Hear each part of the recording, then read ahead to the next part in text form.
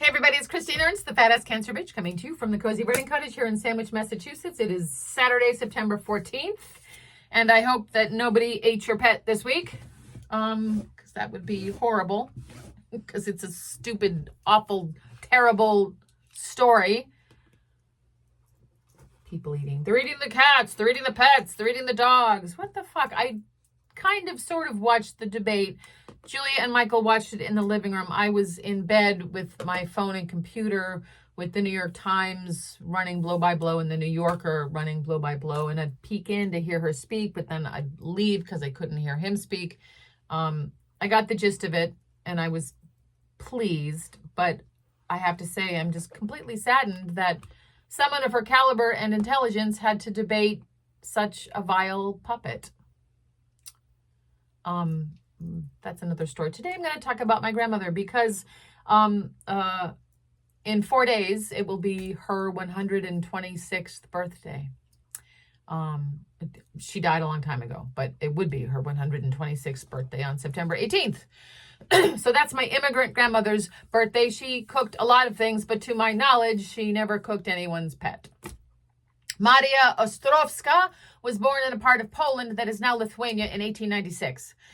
When she was 16, after a 2-week ocean journey, with the address of her aunt's rooming house to which she was indentured pinned to her coat, she arrived in Boston on June 19th, 1913, and somewhat miraculously made her way to southern Vermont. She never saw her parents, Josef and Paulina, again. Her father died soon after she left, and her mother died later of starvation after she was exiled to Siberia during the Russian partitions of World War II.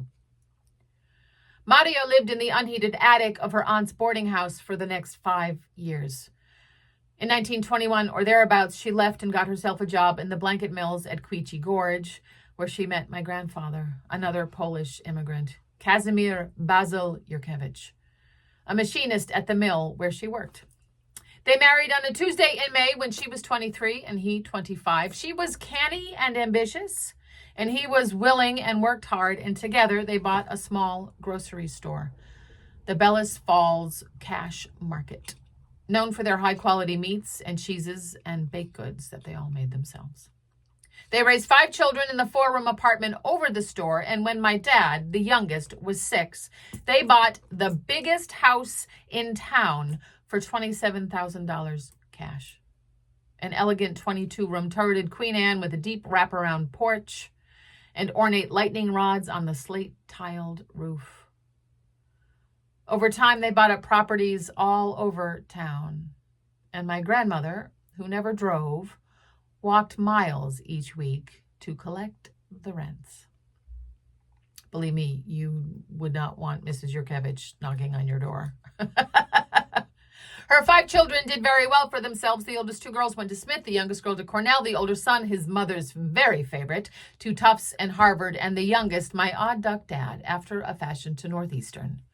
They all married, then 14 grandchildren among them. I never knew my grandfather. He died 2 years before I was born on the blue couch in the library of the big house after coming home from fishing and enjoying his daily pint of ice cream. My grandmother was stern, fierce even, loving, I think, but not demonstrative or affectionate. She did not like to sit down. I don't really like to sit down. That's interesting. She had impeccable taste, and she could do and make and fix anything at all. At 4 feet 10 inches tall, she had huge hands and huge breasts, and she radiated a regal, almost ferocious kind of dignity. My childhood visits to the big house were about behaving and being quiet, basically. It is her cooking, though, that I remember best. She made her own kielbasa and pierogies, paczki and golubki, bigosh and babka. Her babka. She was never not wearing an apron. Bustling about the large black and white tiled kitchen, stirring oatmeal at the stove every morning, always oatmeal every day. That and a glass of hot lemon water with a prune in the bottom, like the treat when you finish the hot lemon water. coming in from the acre she tilled behind the house with a basket brimming with raspberries or beans, cucumbers or cabbages, trussing a turkey, arranging roasted potatoes on a platter, cleaning mushrooms that she foraged herself in the Vermont forests. Coming up from the stone cellar with preserves and mason jars sealed with paraffin, trimming a pie crust. There was always so much pie. So much pie. She told stories of trapping pigeons as a girl in Poland to make into pies. Pigeon pies were a kind of treat. She made the basket cages herself and baited them with hunks of bread, the work of peasant farmers on land they did not own. Another life she rarely spoke of. At least to me, and I didn't really speak to her much. But in America, here only chicken pot pies.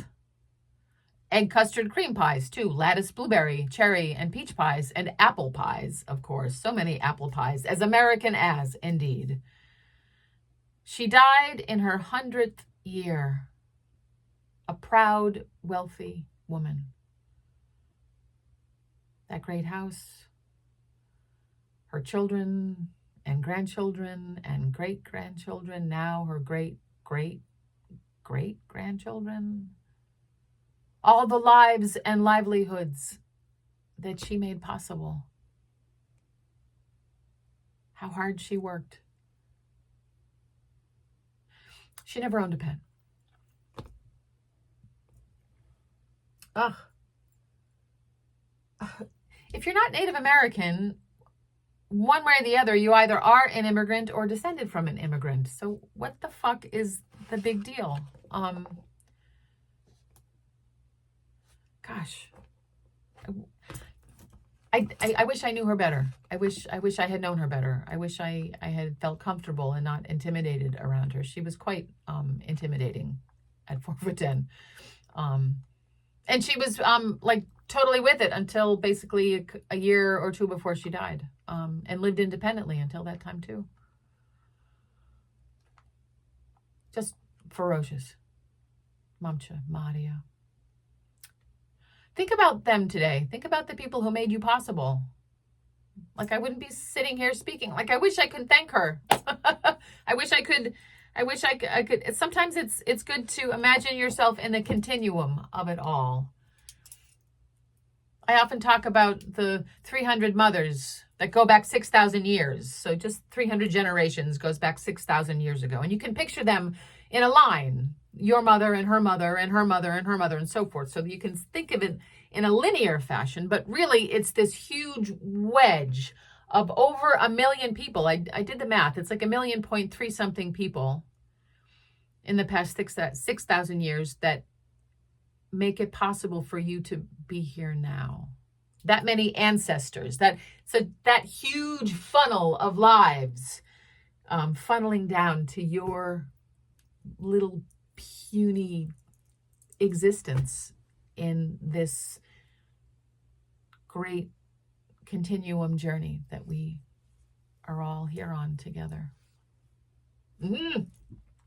So consider your forebears and what they did so that you could be here and have a nice Saturday afternoon. Anywho, keep your pets indoors. Keep the faith, good folk. What times we are living through, indeed. I hope you're well. You are beloved. Come as you are. Thank you so much for tuning in, and I'll see you next week. Bye.